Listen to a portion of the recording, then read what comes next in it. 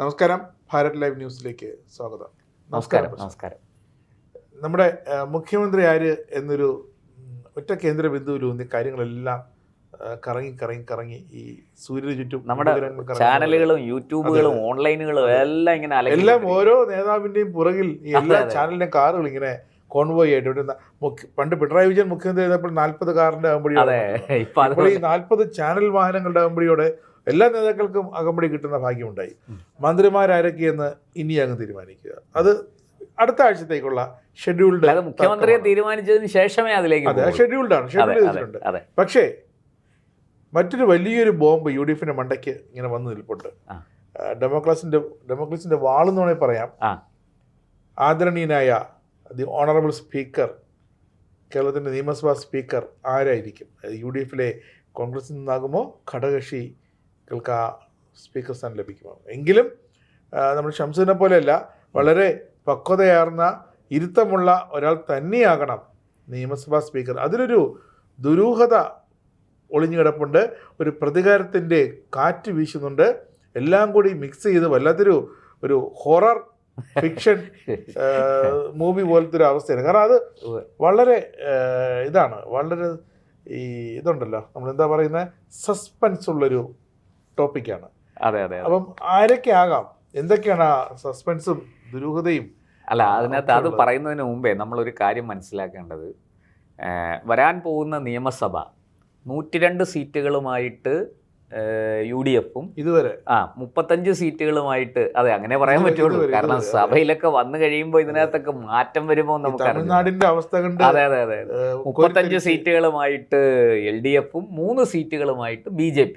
NDA എന്ന് പറയാൻ കഴിയില്ല, BJP തന്നെയാണ് 3 പേരും. അതെ, ഇനിയിപ്പോ NDAക്ക് വലിയ പ്രസക്തി അവിടെ ഉണ്ട് എന്ന് എനിക്ക് തോന്നുന്നു. അതെ, ഘടകകക്ഷികളെ യോഗ്യത തെളിയിച്ചത് കൊണ്ട് NDA ഇല്ല, പകരം BJP ആണ്. പിന്നെ രണ്ടാമത് മറ്റൊരു കാര്യം, ഈ നിയമസഭാ സ്പീക്കർ എന്ന് പറഞ്ഞാൽ താങ്കൾക്കറിയാം, അങ്ങ് വളരെ കാലം റിപ്പോർട്ടിങ്ങിൽ ഉണ്ടായിരുന്ന ഒരാളാണ്, നിയമസഭ റിപ്പോർട്ട് ചെയ്ത ആളാണ്. സ്പീക്കറുടെ സ്പീക്കറുടെ അധികാര പരിധി എത്ര വലുതാണ് എന്ന് അറിയാമല്ലോ. പറക്കില്ല. അത് മാത്രമല്ല, നമ്മൾ സഭ കൂടുമ്പോൾ, അതായത് നമ്മളെ നിയമസഭാ സമ്മേളനം നിയമസഭാ സെക്രട്ടറി അനൗൺസ് ചെയ്യുന്ന ഒരു ഇതുണ്ട്. ആ അനൗൺസ് ചെയ്യുന്നത് തൊട്ട് ഈ MLA-മാർക്ക് ഒരു പ്രത്യേക പരിരക്ഷയുണ്ട്, അല്ലേ? ആ പരിരക്ഷ എല്ലാം കൂടെ അതിൻ്റെ എല്ലാം കടിഞ്ഞാണിരിക്കുന്നത് സ്പീക്കറുടെ കയ്യിലാണ്. സ്പീക്കറാണ് സഭയുടെ പരമ അധ്യക്ഷൻ. വിവേചനാധികാരമുള്ള മാത്രമല്ല, കേരള ഹൈക്കോടതിയുടെ ചീഫ് ജസ്റ്റിസിന് എങ്ങനെയാണോ ജുഡീഷ്യറിയിൽ അദ്ദേഹം പവർഫുള്ളായിരിക്കുന്നത്, അതുപോലെ നിയമസഭയിൽ പവർഫുള്ളാണ് സ്പീക്കർ.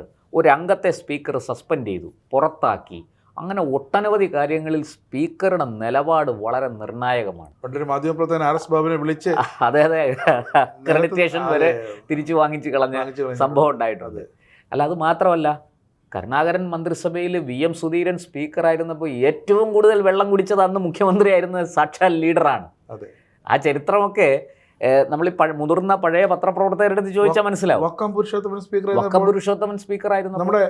നമ്മൾ രാവിലെ സ്കൂളിലേക്ക് ചെല്ലുമ്പോൾ അല്പം 10 മിനിറ്റ് താമസിക്കുമ്പോൾ പ്രധാനാധിപൻ ചൂരിലുമായി നിൽക്കും. അതെ ആ ഒരു പ്രതീതിയായിരുന്നു തീർച്ചയായിട്ടും. വക്കത്തിന്റെ ഒരു നോട്ടമുണ്ട്. 9:30 ചോദ്യത്തിലൂടെ കഴിയുമ്പോൾ വക്കം മുകളിലേക്ക് ക്യാമറ സെക്ഷനിലേക്ക് ഒന്ന് നോക്കും.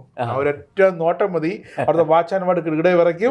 അതിനു മുമ്പേ ക്യാമറ എല്ലാവരും ഊരിപ്പറക്കി സ്ഥലം കാലിയാക്കും. അതാണ് സ്പീക്കർ. ഞാൻ പറയുന്ന സ്പീക്കർ അങ്ങനെ ആയിരിക്കണം. അപ്പോൾ അങ്ങനൊരു സ്പീക്കർ കേരളത്തിന് ഇനി ഉണ്ടാകുമോ? വക്കം പുരുഷോത്തമനെ പോലെ, VM സുധീരനെ പോലെ, നമ്മുടെ രാധാകൃഷ്ണൻ സാറിനെ പോലെ, അദ്ദേഹം 5 കൊല്ലം അദ്ദേഹം വളരെ നല്ല രീതിയിൽ സഭ കൊണ്ടുപോയ ആളാണ്. തേറമ്പിൽ രാമകൃഷ്ണനൊക്കെ നല്ല സ്പീക്കറായിരുന്നു. അപ്പോൾ അതുപോലൊരു സ്പീക്കറിനെ നമുക്കിനി കിട്ടുമോ? ഈ ഒരു ചോദ്യമാണ് അങ്ങ് ചോദിച്ചത്. ഇവിടെ സത്യത്തിൽ 102 സീറ്റുള്ള UDFന് ആരെ വേണമെങ്കിലും സ്പീക്കറാക്കാം. പക്ഷേ ഞാൻ മനസ്സിലാക്കുന്നത് UDF അത്ര ലളിതമായിട്ട് ആ വിഷയം കൈകാര്യം ചെയ്യില്ല. അതിനകത്തൊരു വലിയ കൊട്ട് ഒളിഞ്ഞിരിപ്പുണ്ട്. ആ കൊട്ട് CPM-നുള്ളതാണ്. ലീഗിന് സ്പീക്കർ വേണ്ട എന്നൊരു പറഞ്ഞു. അല്ല, ലീഗിന് ഇനിയിപ്പോ സ്പീക്കർ ഒന്നും സ്പീക്കർ വേണ്ട, അവർക്ക് അതിൽ അവർക്ക് സ്പീക്കർ വേണ്ട, ഡെപ്യൂട്ടി സ്പീക്കർ വേണ്ട, ഇതൊന്നും വേണ്ട. അവർക്കുള്ള മന്ത്രിമാരാരാണോ അവരെ അങ്ങ് കൊടുത്തേച്ചാൽ മതി. അവരത് ആ വകുപ്പുകൾ കൈകാര്യം ചെയ്തോളും.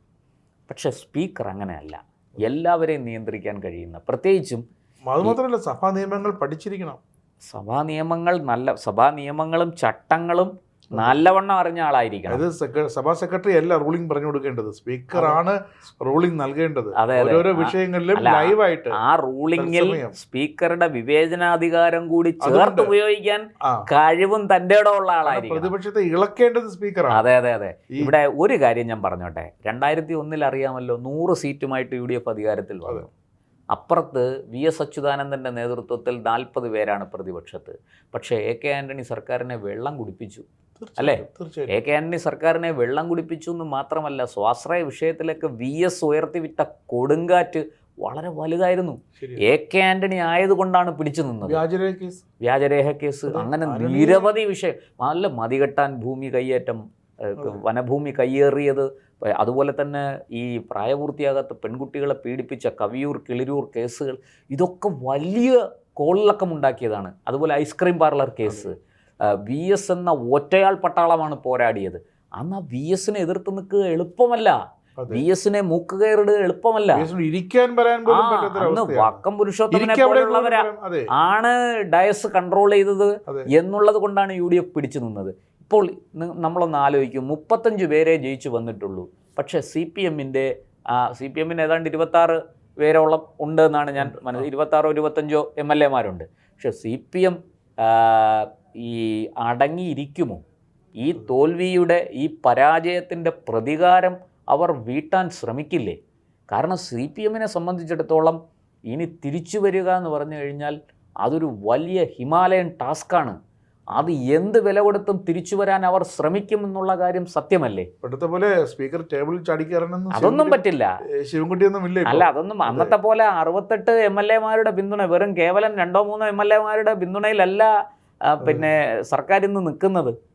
അന്ന് ഉമ്മൻചാണ്ടിക്ക് ഈ പറഞ്ഞതുപോലെ വലിയ പ്രയാസമാണ്.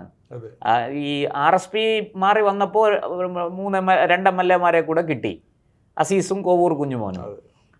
എന്നാൽ CPMനെ സംബന്ധിച്ചിടത്തോളം 2 MLA-മാർ കുറഞ്ഞെന്ന് പറഞ്ഞാൽ അവർക്ക് പ്രശ്നമൊന്നുമില്ല.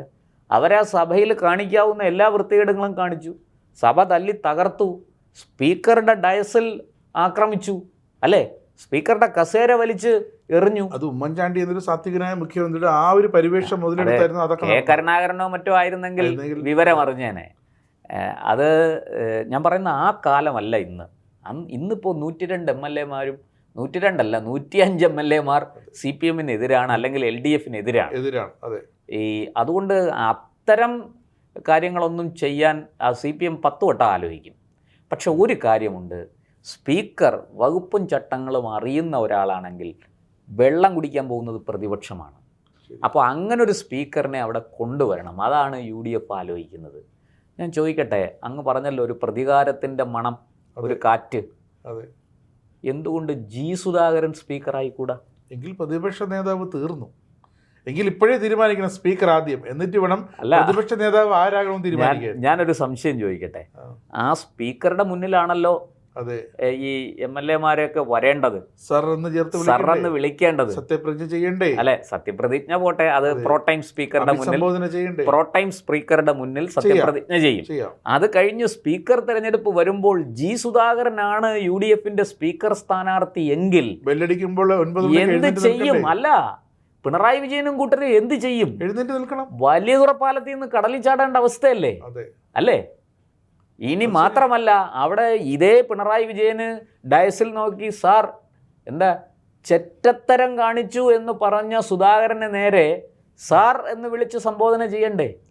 ബഹുമാനപ്പെട്ട സ്പീക്കർ സാർ എന്ന് വിളിക്കണ്ടേ? ഇതിനേക്കാൾ നല്ലത് സത്യത്തിൽ പിണറായി വിജയൻ രാജിവെച്ച് പോകുന്നതല്ലേ? അതാ ഞാൻ പറഞ്ഞത്, സ്പീക്കർ ആരെന്ന് ആദ്യം തീരുമാനിക്കുക, എന്നിട്ട് CPM അല്ലെങ്കിൽ LDF തങ്ങളുടെ പ്രതിപക്ഷ നേതാവ് പിണറായി ആകണമോ വേണ്ടയോ എന്ന് തീരുമാനിക്കുക. അതാണൊരു അത് മാത്രമല്ല ഞാൻ പല സാധ്യതകൾ പറയാം. സുധാകരൻ വന്നാൽ കൃത്യമായി വകുപ്പും ചട്ടങ്ങളും അറിയാം, നിയമസഭാ നടപടികൾ നന്നായിട്ടറിയാം. ഏത് എവിടെ എങ്ങനെ പ്രയോഗിക്കണം. ഇപ്പം നമുക്കറിയാം ആര്യാടൻ മുഹമ്മദ് ഉണ്ടായിരുന്ന കാലത്ത് സഭ എത്ര ചലനാത്മകമായിരുന്നു അല്ലേ. TM Jacob, G Karthikeyan, G Sudhakaran ഇടതുപക്ഷത്തുനിന്ന്, പ്രേമചന്ദ്രൻ, VS അച്യുതാനന്ദൻ. VS വലിയ അക്കാഡമിക് ക്വാളിഫിക്കേഷൻ ഉള്ള ആളല്ല. അല്ല, VS ഫയൽ നോക്കുന്ന മാത്രമല്ല, VS ഒരു അക്കാഡമിക് ക്വാളിഫൈഡ് ആയിട്ടുള്ള ഒരാളല്ല. പക്ഷെ സഭാ നടപടികൾ കൃത്യമായിട്ട് അറിയാമായിരുന്നു. അപ്പോൾ ഒരു പ്രതിപക്ഷ നേതാവായിട്ടിരിക്കാനുള്ള യോഗ്യത തികഞ്ഞ ഒരാളാണ് VS അച്യുതാനന്ദൻ.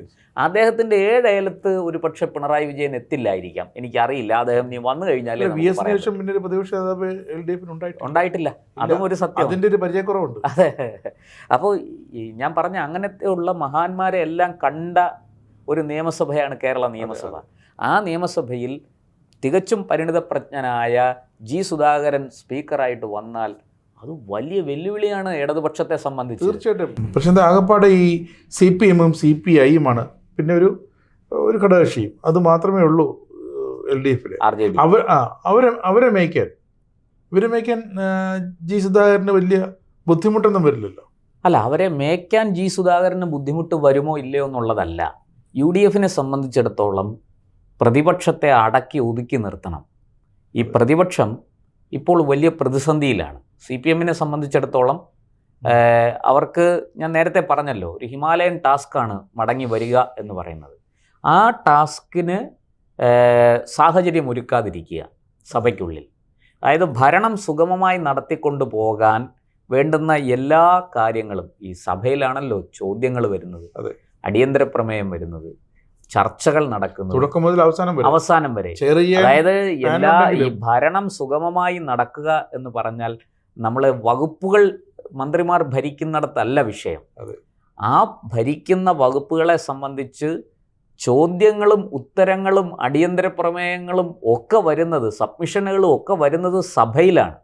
അപ്പോൾ സഭയിൽ ട്രഷറി ബെഞ്ചും പ്രതിപക്ഷ ബെഞ്ചും തമ്മിൽ ഏറ്റുമുട്ടുമ്പോൾ പ്രതിപക്ഷ ബെഞ്ചിനെ നിയന്ത്രിച്ചു നിർത്താൻ സാധാരണ നിലയ്ക്ക് എപ്പോഴും സ്പീക്കർ ഭൂരിപക്ഷമുള്ള ഭരണപക്ഷത്തിൻ്റെ ആൾ തന്നെ ആയിരിക്കും. പക്ഷെ അതിനപ്പുറത്തേക്ക് ഇടതുപക്ഷത്തെ ഈ എന്താ പറയുക, ഇടച്ചങ്ങലയിട്ട് പിടിച്ചു നിർത്താൻ, മൂക്കുകയറിടാൻ കഴിയുന്നൊരു സ്പീക്കറായിരിക്കണം. അത് ഇന്ന് എനിക്ക് തോന്നുന്നത് UDF-ന്റെ ജയിച്ചു വന്ന ആൾക്കാരിൽ തീർച്ചയായിട്ടും G സുധാകരൻ അതിന് ഏറ്റവും മിടുക്കുള്ള ആളാണ്. അതായത് ആനയും മെരുക്കൻ പാപ്പാൻ തന്നെ വേണം, ആരുടെയും പോരാ. കാരണം അതും LDF-നകത്തിരുന്ന് CPM-ൽ 10-63 വർഷമായിട്ട് ഇരുന്ന് അവരുടെ പൾസ്, കൊളസ്ട്രോള് എല്ലാം അറിയുന്ന, BP അടക്കം കൃത്യമായിട്ട് ആ സ്പന്ദനം വരെ കണ്ടറിയാൻ CPM, അതായത് CPM ഇവിടെ ചിന്തിക്കുമ്പോൾ അത് അവിടെ കണ്ടിരിക്കണം. ആ സ്പീക്കർ ആയിരിക്കണം സഭയെ നിയന്ത്രിക്കാൻ. അതുകൊണ്ട് തന്നെ തീർച്ചയായിട്ടും G സുധാകരനെ പോലെ ഒരാൾ സ്പീക്കർ സ്ഥാനത്തേക്ക് കൊണ്ടുവരാൻ UDF തയ്യാറാകുമെന്നാണ് ഞാൻ കരുതുന്നത്. അങ്ങനെ വരുമ്പോൾ തീർച്ചയായിട്ടും പ്രതിപക്ഷ നേതാവിന്റെ വിധിയാണത്. അതുമാത്രമല്ല, ഇനി G സുധാകരൻ അല്ലെങ്കിൽ മറ്റൊരു ഓപ്ഷൻ കൂടിയുണ്ട്. അതിനുമുമ്പ് ഒരു പോംവഴിയുണ്ട്. നമ്മുടെ ഉമാ തോമസ് MLA ഒരു വലിയൊരു അപകടം കഴിഞ്ഞിട്ട് ഇപ്പോൾ റിക്കവർ ചെയ്ത് ജയിച്ച് തിരിച്ചു വന്നു. അതേപോലെ തന്നെ ഈ തെരഞ്ഞെടുപ്പിന് മുമ്പാണ് G സുധാകരൻ MLA-ക്ക് ഒരു അപകടമുണ്ടാകുകയും കാലിന് പരിക്കേൽക്കുകയും ശസ്ത്രക്രിയ വേണ്ടി വരികയൊക്കെ ചെയ്തു. ആ പരിക്ക് വെച്ചുകൊണ്ടാണ് അദ്ദേഹം തെരഞ്ഞെടുപ്പിനെ നേരിട്ടതും. അപ്പോൾ വേണമെങ്കിൽ പ്രതിപക്ഷത്തിന് പറയാം, അനാരോഗ്യം കാരണം സ്പീക്കറെ, സ്ഥിരം വാക്കാണല്ലോ അനാരോഗ്യം, മാറ്റി നിർത്തണം, സ്പീക്കറെ G സുധാകരനെ സ്പീക്കർ ആക്കരുത് എന്ന് വേണമെങ്കിൽ പറയാം. അല്ല, അതൊക്കെ പറച്ചില്ലല്ലേ ഉള്ളൂ. അതൊന്നും അവരുടെ ആശ്വാസം. ആകെ ഈ 35 പേര് അവിടെ പോയി കിടന്ന് കൂവിയിട്ട് എന്ത് കാര്യം? അല്ല, അവർക്ക് പറയാൻ അനാരോഗ്യം പറയാം, അതിനൊന്നും ഒരു വിലയും കിട്ടാം. അതുകൊണ്ടും തീരുന്നില്ലല്ലേ? ഇനി സുധാകരൻ കഴിഞ്ഞാൽ ഞാൻ പറയുന്നത് ഡെപ്യൂട്ടി സ്പീക്കറായിട്ട് KK രമയെ കൊണ്ടുവന്നാലോ? KK രമയാണ് ഡെപ്യൂട്ടി സ്പീക്കറെങ്കിൽ. ഇപ്പോൾ സ്പീക്കറിന് പറഞ്ഞതുപോലെ ചില അനാരോഗ്യങ്ങൾ, വയസ്സൊക്കെ ആയി വരുന്നു. അപ്പോൾ അദ്ദേഹത്തിന് അനാരോഗ്യം നിമിത്തം എല്ലാ ദിവസവും ചിലപ്പോൾ ഹാജരാകാൻ സാധിച്ചില്ല. ഡെപ്യൂട്ടി സ്പീക്കർ ഉണ്ടല്ലോ, KK രമയെ സ്പീക്കറാക്കിയാലോ? KK രമയെ സ്പീക്കറാക്കുന്നത് ഇരിക്കട്ടെ, അത് മറ്റൊരു വിഷയം. ഞാൻ പറയുന്നത് സുധാകരനെ സ്പീക്കറും KK രമയെ ഡെപ്യൂട്ടി സ്പീക്കറുമാക്കിയാൽ എന്തായിരിക്കും സംഭവിക്കുക? പിന്നെ അല്ല, അവിടെയും പ്രശ്നം ഇതാണ്. ഈ പിണറായി അടക്കമുള്ളവർ മാഡം, സാർ, ബഹുമാനപ്പെട്ട അധ്യക്ഷ എന്നൊക്കെ വിളിച്ച് അവിടെ ചെയറിൽ ഇരിക്കുന്നത് കെ രമയാണെങ്കിൽ ഈ പ്രതിപക്ഷ നേതാവായിരിക്കുന്ന പിണറായി വിജയൻ പ്രതിപക്ഷ നേതാവാണെങ്കിൽ അദ്ദേഹം എങ്ങനെ ചോദ്യം ചോദിക്കും? അദ്ദേഹം എങ്ങനെ ഒരു സബ്മിഷൻ കൊണ്ടുവരും? അദ്ദേഹം എങ്ങനെ ഒരു അടിയന്തര പ്രമേയം അവതരിപ്പിക്കും? ഇരിക്കാൻ പറഞ്ഞാൽ ഇരുന്നേ പറ്റൂ. അല്ല, അത് ഞാൻ ചോദിക്കുന്നത്, ഇതൊക്കെ ഇടതുപക്ഷത്തെ കാത്തിരിക്കുന്ന വെല്ലുവിളികളാണ്. അപ്പോൾ ഒരു സ്പീക്കർ തെരഞ്ഞെടുപ്പിൽ തുടങ്ങി അംഗം നമുക്ക് കാണാം, സസ്പെൻഷൻ ഒരു മയവും ഉണ്ടാകില്ല, മനക്കരുത്തോ കായികമായ ബലമോ ഒന്നുമില്ല. CPM വളരെ ശുഷ്കിച്ചിരിക്കുന്നു. ഈ പറയുന്നത് പോലെ അത്ര എളുപ്പമല്ല അവർക്ക് കാര്യങ്ങൾ. വളരെ കൃത്യമായിട്ട് UDF നന്നായിട്ട് രാഷ്ട്രീയം അറിയുന്ന രമേശ് ചെന്നിത്തല മുതൽ ലിജു വരെ നന്നായിട്ട് രാഷ്ട്രീയം അറിയുന്നത്. ലിജു പുതുമുഖമാണ്, സഭയിൽ ആദ്യമാണ്. അപ്പൊ അതുകൊണ്ടാണ് ഞാൻ, വിഷ്ണുനാഥൊക്കെ നേരത്തെ മെമ്പർമാരായിരുന്നവർ, മാത്രമല്ല നമ്മുടെ രക്ഷാപ്രവർത്തനത്തിന്റെ പേരിൽ അടികൊണ്ട്. അതെ, അവരൊക്കെ ട്രഷറി ബെഞ്ചിലെതിരെ ഇരിക്കുമ്പോൾ ഇപ്പുറത്ത് മുഖ്യമന്ത്രിയായിരുന്ന പിണറായി വിജയൻ പ്രതിപക്ഷ നേതാവായിട്ട് അല്ലെങ്കിൽ പ്രതിപക്ഷ ബെഞ്ചിൽ തല താഴ്ത്തിയിരിക്കേണ്ട അവസ്ഥയാണ്. കാരണം ജനമാണ് പാഠം പഠിപ്പിച്ചിരിക്കുന്നത്. അതിൻ്റെ കൂട്ടത്തിൽ സ്പീക്കറും ഡെപ്യൂട്ടി സ്പീക്കറും ഈ പറയുന്നത് പോലെ CPM-ന് വലിയ വെല്ലുവിളി കൊടുക്കുന്ന ആൾക്കാരായാൽ തീർച്ചയായിട്ടും പിണറായി വിജയന്റെ ആപ്പീസ് പൂട്ടും. LDF, CPIM വലിയ പ്രതിസന്ധി സഭയ്ക്കുള്ളിലും നേരിടും. അവർക്ക് സഭയ്ക്ക് പുറത്ത് അവരെ നേരിടാൻ UDF കൃത്യമായിട്ടും പോലീസിനെ ഉപയോഗിക്കും, ആഭ്യന്തര വകുപ്പ് പോലീസിനെ ഉപയോഗിക്കുമെന്നുള്ള കാര്യം തീർച്ചയാണ്. ഇനി ഈ പറയുന്നത് പോലെ കനലൊരു തരി കെട്ട അവസ്ഥയിലാണ്. രാജ്യസഭയിലേക്ക് പോലും MP-മാരെ വിടാൻ കഴിയാത്ത ഒരു ദുർഘടമായ സാഹചര്യത്തിലാണ് ഇന്ന് LDF നിൽക്കുന്നത്. മാത്രമല്ല ലോക്സഭയിൽ ആകെ ഒരാൾ പോയി. ഇനിയിപ്പോൾ ആ ഒരാൾ മാത്രമാവും. മാന്യത കൊണ്ട് പോയതാണ്, മാന്യനായ രാഷ്ട്രീയക്കാരനായതുകൊണ്ട് പോയതാണ്. അല്ലാതെ LDF-ന്റെ സൗന്ദര്യം കണ്ടിട്ട് പോയതൊന്നുമല്ല, LDF-ന്റെ ആശയദാർഢ്യം കണ്ടിട്ട് ജനം ജയിപ്പിച്ചു വിട്ടതൊന്നുമല്ല. ഇരിക്കട്ടെ. അപ്പോൾ അങ്ങനെ ഒരു സാഹചര്യത്തിൽ ഇനിയിപ്പോൾ സഭയ്ക്ക് പുറത്ത് ബഹളം ഉണ്ടാക്കിയാൽ, സഭയ്ക്ക് പുറത്ത് അക്രമം നടത്തിയാൽ, ഈ ഹർത്താലും ബന്ധും മറ്റ് സമരങ്ങളും പ്രതിഷേധങ്ങളും ഒക്കെ അക്രമാസക്തമായാൽ തീർച്ചയായിട്ടും അത് UDF അടിച്ചമർത്തും. ഒരു മയവും അക്കാര്യത്തിൽ ഉണ്ടാകില്ല. പോലീസിനെ ഉപയോഗിച്ച് തന്നെ അവരത് അടിച്ചമർത്തും എന്നുള്ള കാര്യം തീർച്ചയാണ്. ഡെപ്യൂട്ടി സ്പീക്കറും കടുപ്പിച്ചാൽ ഒരു കാര്യം ചെയ്യാം, ദിവസവും വാക്കൗട്ട് ചെയ്യാം. അതല്ല, അത് ഇനിയിപ്പോ LDF-നെ സംബന്ധിച്ച് വാക്കൗട്ട് മാത്രമാണ്, സഭ ബഹിഷ്കരിക്കുക. അത് മാത്രമേ ഉള്ളൂ. പിന്നെ ഇടയ്ക്ക് ഇറങ്ങിപ്പോയിട്ട് ക്യാൻറ്റീനിൽ പോയി ചായയൊക്കെ കുടിച്ചിട്ട് തിരിച്ചു വരാം, അതൊക്കെ നടക്കും. മാറും. പിന്നെ ചർച്ചകളൊക്കെ അപ്പോഴത്തേക്കും കുറെ നടന്നിട്ടുണ്ടാവും. ഈ പറയുന്നത് പോലെ സഭ വളരെ പ്രക്ഷുബ്ധമാക്കാൻ ഇടതുപക്ഷത്തിന് സാധിക്കുമോ എന്നുള്ളത് നമുക്ക് കണ്ടറിയേണ്ടിയിരിക്കുന്നു. പ്രത്യേകിച്ചും G. സുധാകരനോ KK രമയോ ഒക്കെയാണ് സ്പീക്കറുടെ സ്ഥാനത്തേക്ക് വരുന്നതെങ്കിൽ അവരുടെ പ്രതികാരം തീർച്ചയായിട്ടും G. സുധാകരനും KK രമയ്ക്കും ഒക്കെ പ്രതികാരമുണ്ട്, പറയാനുണ്ട്. അതെ, അവർ വളരെ, ഇപ്പോൾ കുഞ്ഞികൃഷ്ണന്റെ കാര്യത്തിലോ ഗോവിന്ദന്റെ കാര്യത്തിലോ ഞാനത് പറയില്ല. കാരണം അവരൊക്കെ പുതുമുഖങ്ങളാണ് സഭയിൽ. അവർ ഇന്നും ഇടതുപക്ഷത്ത് നിന്നിരുന്നെങ്കിൽ ഇന്നും അവർ പരമാവധി ജില്ലാ കമ്മിറ്റി, അതിനപ്പുറത്തോട്ട് രണ്ടുപേർക്കും രണ്ട് തരത്തിലുള്ള വേദനയുടെ യാതനയുടെ അനുഭവങ്ങളുണ്ട്, കഥകൾ പറയാൻ. അതെ. അല്ല, അതൊക്കെ ആയിട്ട് അതാ ഞാൻ പറഞ്ഞ, ഈ ട്രഷറി ബെഞ്ചിൽ ഇരിക്കുന്ന മുഖങ്ങൾ കാണുമ്പോൾ സംസാരിക്കാൻ എണീക്കുന്ന പ്രതിപക്ഷ ബെഞ്ചിലെ MLA-മാർ അറിയാതെ ഇരുന്നു പോകും. ഇതൊക്കെ നമ്മുടെ പാർലമെന്റിൽ കഴിവ് തെളിയിച്ച 2 കേന്ദ്ര സഹമന്ത്രിമാർ, പിന്നെ ഒരു പുതുമുഖം. ഈ 3 പേർക്കും വളരെ പുതുമയാർന്ന, വാസ്തവത്തിൽ ശരിക്കും പ്രതിപക്ഷത്തിന്റെ ധർമ്മം നിർവഹിക്കാൻ കഴിയുക ഈ 3 പേർക്കാണ്. മറ്റവർക്ക് പല തരത്തിലുള്ള ബുദ്ധിമുട്ടുകളുണ്ട്. ഞാൻ നേരത്തെ പറഞ്ഞ പോലെ സംസാരിക്കാൻ എണീക്കുമ്പോൾ അപ്പുറത്തുനിന്ന് കാണുന്ന ആൾക്കാരുടെ മുഖങ്ങൾ, ഈ ഡയസിലിരിക്കുന്ന സ്പീക്കർ, ഡെപ്യൂട്ടി സ്പീക്കർ തുടങ്ങിയ ആൾക്കാരുടെ ഇടപെടൽ ഒക്കെ വരുമ്പോൾ ഇവർക്ക് വലിയ ബുദ്ധിമുട്ടുണ്ട്. ആ ബുദ്ധിമുട്ടില്ലാത്ത ഒരു കൂട്ടർ ഈ 3 BJP, അത് ആ പാർലമെന്ററി പരിചയം അവരെ സഹായിക്കും. അതൊക്കെ BJPക്ക് വലിയ പ്രയാസമില്ലാതെ കടന്നു പോകാൻ കഴിയുന്ന കാര്യങ്ങളാണ്. അവിടെ ഒന്നും വിഷയമല്ല. പക്ഷേ യഥാർത്ഥ പ്രതിപക്ഷമായിട്ട് പ്രവർത്തിക്കാൻ കഴിയുക ഒരു പക്ഷേ BJPക്ക് ആയിരിക്കും. ഇവർക്ക് സംസാരിക്കാൻ എണീക്കുമ്പോൾ മുട്ടിടിക്കും. പിന്നെ സുധാകരൻ്റെ റൂളിംഗ് അറിയാമല്ലോ നമുക്ക്, അത് മറ്റേ കല്ലേപ്പിളർക്കുന്ന രാജകൽപ്പനയാണ്. അവിടെ ഇരിയട എന്ന് പറഞ്ഞ് ഇരുത്താൻ പോലും ആജ്ഞാശക്തിയുള്ള ഒരാളാണ് ജി സുധാകരൻ. വക്കത്തിന്റെ ഒരു ഡിറ്റോ, ഒരു വക്കത്തിനെ പതിപ്പ് ഒരു പക്ഷെ വക്കത്തിനേക്കാൾ അതെ. എന്ന് പറയണം. രമയാണെങ്കിൽ പിന്നെ ഒരു മയവും ഉണ്ടാകില്ല, പ്രത്യേകിച്ചും പിണറായി വിജയനോട്. തീർച്ചയായിട്ടും അവർക്ക് ആ ടി പി ചന്ദ്രശേഖരനെ കൊലപ്പെടുത്തി 51 വെട്ട് വെട്ടി അതിക്രൂരമായി കൊലപ്പെടുത്തിയ, അതെ അതെ അതെ, മാത്രമല്ല നിന്റെ തല തെങ്ങിൻ പൂക്കുല പോലെ ചെതറിക്കുമെന്ന് വെല്ലുവിളിച്ച CPM നേതാക്കളോടുള്ള അടങ്ങാത്ത പക രമയ്ക്കുണ്ട്. അത് നമുക്ക് സഭയിൽ കാണാൻ കഴിയും. അതിനും കൂടെ വേണ്ടിയിട്ടാണ് ഈ സഭയിൽ 102 അംഗങ്ങളുടെ പിന്തുണയോടുകൂടി UDF അധികാരത്തിൽ വന്നിരിക്കുന്നത്, അല്ലെങ്കിൽ അവരെ ജനം അധികാരത്തിൽ ഏറ്റിയിരിക്കുന്നത് അതിനുകൂടിയാണോ എന്ന് തോന്നിപ്പോകും.